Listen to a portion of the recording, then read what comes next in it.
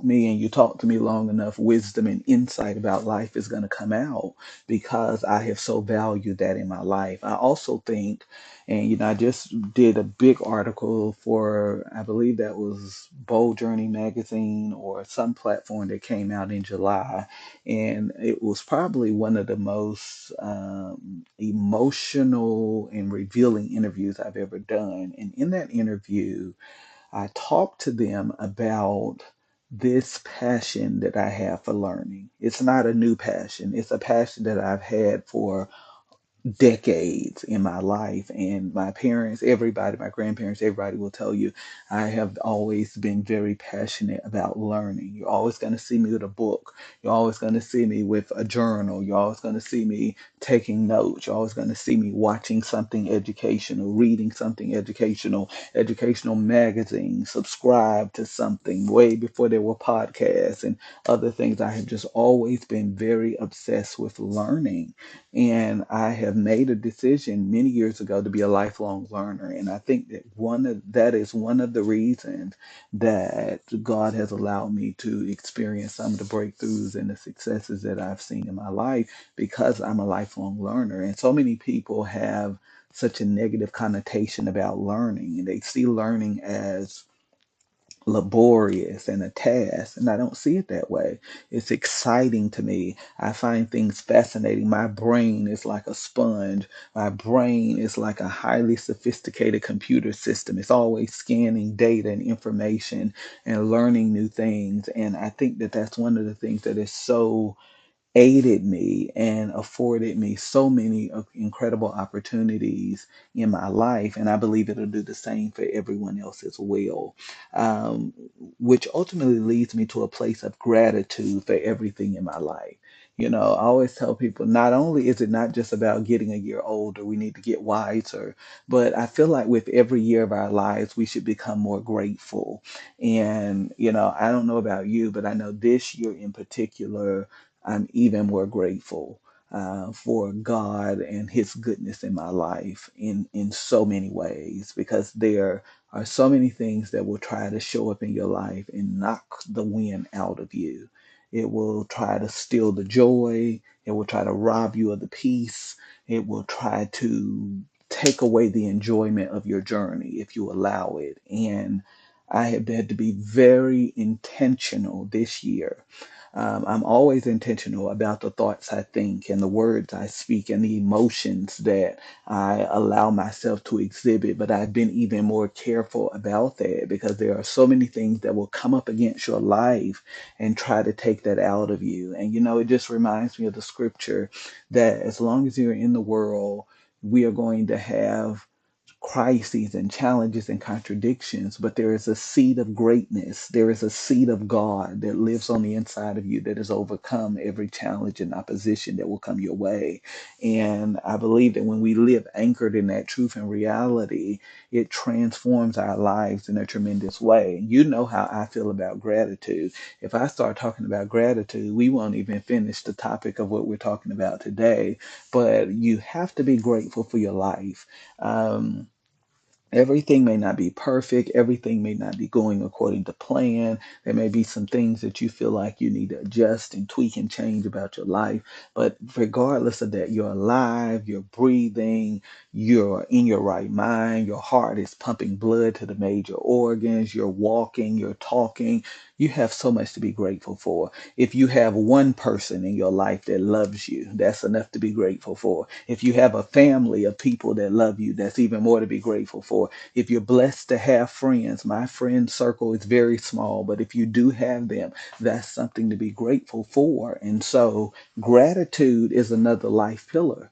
And wisdom and gratitude are pillars that have to anchor your life and anchor what you're doing along the way. And I can't stay there, but I wanted to make that point. And so if you're not careful, you'll get distracted with the hustle and the bustle of life, so much so that you fail to honor the precious gift that life really is. And so a lot of times we just take life for granted. People are always very eager to find something to complain about, something to whine about, something to be frustrated about, and they don't realize how blessed they are. I mean, you have eyes that are working, you have ears that are working, you have two legs that are working, you're in your right mind. Nobody has to carry you around. You don't have to lay in a bed, and people don't have to come and change you on a continual basis. You have the ability to go where you want to go and do what you want to do. And we oftentimes we get so bogged down about what we don't have and what's not working in our lives that we forget to pause and to reflect and to be grateful on what we do have and what is working in our lives. And so, by the way, we're launching a new series today called Life and Epic Adventure. And so this year, more than ever, I've been challenged to slow down and get back to the simplicity of life. So many times we complicate our lives and we add more and more things, and we feel like we got to do more and more this and that, and we got to be more of this and that to this person and that person, that we lose the simplicity of what life is all about.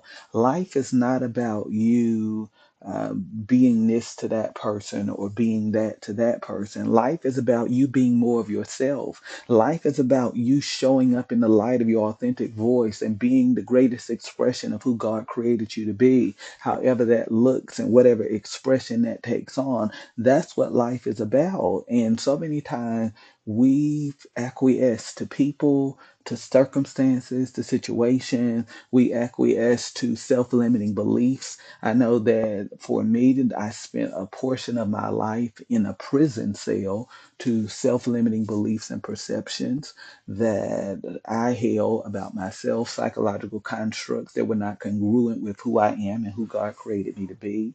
And that limited me. Some of that dealt with very low self-esteem. Some of that dealt with an identity crisis. But we have to do that work. Nobody can do that work for you. You can't just wake up and make mantras and declarations and fix that. I tell people you have to give attention to the broken places within your soul. Write that down. Give attention to the broken places within your soul. I've done a lot of soul work. So people hear me say things today and they're like, oh, that's so powerful and profound. But you're just listening in on private conversations that me and God have had for many years as He has developed me and He's taken things out, He's put things in, He's adjusted and corrected things to make me into the person that I am today. And in our attempt to live our dreams and realize our potential, life becomes much more about running a race than maintaining a rhythm. Everywhere we go, everybody's rushing, rushing, rushing. And I always tell people don't rush your way through life. Slow down and enjoy the journey because the years are going to go by very fast. Moments are going to tick by very fast. And if you are not conscious and cognizant of that, you will go through life and there will be whole chapters and pages where you just draw a blank because you were not present, you were not in the moment, and you were not enjoying the journey that life is. As another birthday fastly approaches, I'm reminded not everything is important, and even fewer things demand my attention. Now, you have to understand that I am very much a type A personality. Some people have called me a bit of an extremist, over the top, obsessive. That has aided me in some ways, and that has been a detriment to me in other ways. But one of the things I'm learning the older I get is that it's not about pace. It's not about the speed of running the race. It's about rhythm to your life and finding the rhythm that works for you. And the rhythm that works for me may not work for you, but you need to find the right rhythm to your life so that you can live life to the fullest and you can become all that you were created and destined to become. Your focus. Notice that I said not everything is important and even fewer things demand my attention because there was a time in my life where I felt like Everything had to be done right then and right now. And I can't delay it. I can't hold off on it. I can't, think about it later. I got to do this.